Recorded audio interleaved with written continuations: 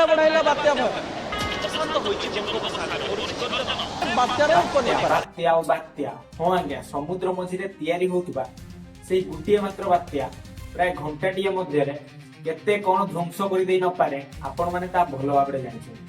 ତ କିପରି ବାତ୍ୟା ସୃଷ୍ଟି ହୁଏ ଏବଂ କାହିଁକି ସେ ଓଡ଼ିଶାର ପିଛା ଛାଡ଼ି ଯାଉନି ତ ଚାଲନ୍ତୁ କମ୍ପ୍ଲିଟ ଭାବରେ ଆଜିର এই ভিডিওରେ ତାର ପୋଷ୍ଟମର୍ଟମ କରିବା। ଯଦି ଆମ ଚ୍ୟାନେଲରେ ନୂଆ ଅଛନ୍ତି ତାହେଲେ ଦୟାକରି ସବସ୍କ୍ରାଇବ କରିଦିଅ। ଦେଖନ୍ତୁ ବାତ୍ୟା ସୃଷ୍ଟି ହେବା ପାଇଁ ତିନୋଟି କଣ୍ଡିସନ ଦରକାର। ତା ଭିତରୁ ପ୍ରଥମ କଣ୍ଡିସନଟି ହେଉଛି ନା ଗୋଟେ ଲାର୍ଜ ସରଫେସ ଭିତରେ ବାତ୍ୟାଟା ସୃଷ୍ଟି ହେଇପାରିବ ଯେମିତି କି ଓସିଆନ ଆଉ ସି ଭିତରେ।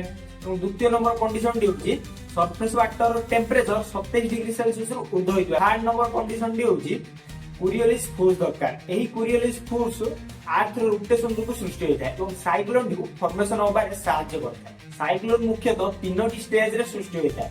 ଗୋଟେ ହେଉଛି ଅରିଜିନ ଷ୍ଟେଜ ଯେଉଁଥିରେ ମାନେ ପ୍ରାଇମେରୀ ଷ୍ଟେଜ ଯେଉଁଥିରେ କି ସାଇକ୍ଲୋନଟା ପ୍ରଥମେ ସୃଷ୍ଟି ହେବ ଏବଂ ଦ୍ୱିତୀୟ ନମ୍ବର ଷ୍ଟେଜ ହେଉଛି ମ୍ୟାଚୁଅର ଷ୍ଟେଜ ଯେଉଁଥିରେ ସେ ସମୁଦ୍ର ମଧ୍ୟରେ ଥାଇ ମଏଶ୍ଚର ଗୁଡାକୁ ଅଧିକ ପରିମାଣରେ ଏକାଠି କରେ। ଏବଂ ତୃତୀୟ ନମ୍ବର କଣ୍ଡିସନଟି ହେଉଛି ଡିସ୍ପେରେସନ ଷ୍ଟେଜ ଯେଉଁଥିରେ କି ସାଇକ୍ଲୋନ ଯୋଉ ମଏଶ୍ଚର ଗୁଡାକୁ ଏକାଠି କରିଥିବ ତାହା ବର୍ଷା କରେ। ଦେଖନ୍ତୁ ଭଲ ଭାବରେ ସରଫେସ ୱାଟର ଟେମ୍ପରେଚର ଯେତେବେଳେ ଇନକ୍ରିଜ ହେବ ସେତେବେଳେ ବାୟୁଟା ଉପରକୁ ଉଠିବ ଏବଂ ତଳେ ଗୋଟେ ଗ୍ୟାପ୍ ସୃଷ୍ଟି ହେବ। ସେଇ ଗ୍ୟାପଟିକୁ ପୂରଣ କରିବା ପାଇଁ ତା ପାଖରେ ଥିବା ଥଣ୍ଡା ବାୟୁ ସେ ସ୍ଥାନକୁ ଆସିବେ ଫଳରେ ତଳେ ଏକ ଲୋ ପ୍ରେସର କ୍ରିଏଟ ହେବ। ଥଣ୍ଡା ବାୟୁ ମଧ୍ୟ ଧୀରେ ଧୀରେ ଗରମ ହୋଇ ଉପରକୁ ଉଠିବାକୁ ଟ୍ରାଏ କରିବ ଫଳରେ ଉପରେ ଗୋଟେ ହାଇ ପ୍ରେସର କ୍ରିଏଟ ହେବ ଫଳରେ ସେ ମଧ୍ୟ ତଳକୁ ଆସିବାକୁ ଚେଷ୍ଟା କରିବ।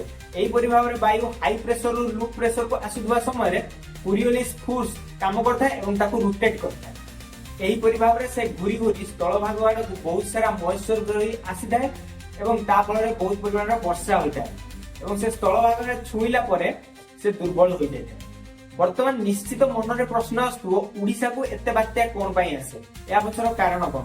ଚାଲନ୍ତୁ ଜାଣିବା। ବଙ୍ଗୋପସାଗରକୁ ବାତ୍ୟାର କାରଖାନା କୁହାଯାଏ କାରଣ ବଙ୍ଗୋପସାଗରର ପାଣି ଗରମ। ଓଡ଼ିଶାର ଆକାର ଫନେଲ ସଦୃଶ ହୋଇଥିବାରୁ ବଙ୍ଗୋପସାଗରରୁ ଆସୁଥିବା ପାଣି ଏବଂ ପବନର ବେଗ ଅଧିକ ହୋଇଥାଏ। ଏହା ହେଉଛି ବଡ଼ କାରଣ। ତା ଛଡା ବଙ୍ଗୋପସାଗର ଆଉ ଓଡ଼ିଶା ମଧ୍ୟରେ କୌଣସି ବଡ଼ ପର୍ବତ ନାହିଁ ଯାହାକି ସାଇକ୍ଲୋନକୁ ଅଟକେଇ ପାରିବ। ଯଦି ଭିଡିଓଟି ଆପଣମାନଙ୍କୁ ନିଶ୍ଚିତ ଭାବରେ ଇନଫର୍ମେଟିଭ ଲାଗିଥିବ ତାହେଲେ ଚ୍ୟାନେଲକୁ ସବସ୍କ୍ରାଇବ କରିବାକୁ ଜମା ଭୁଲିବେନି।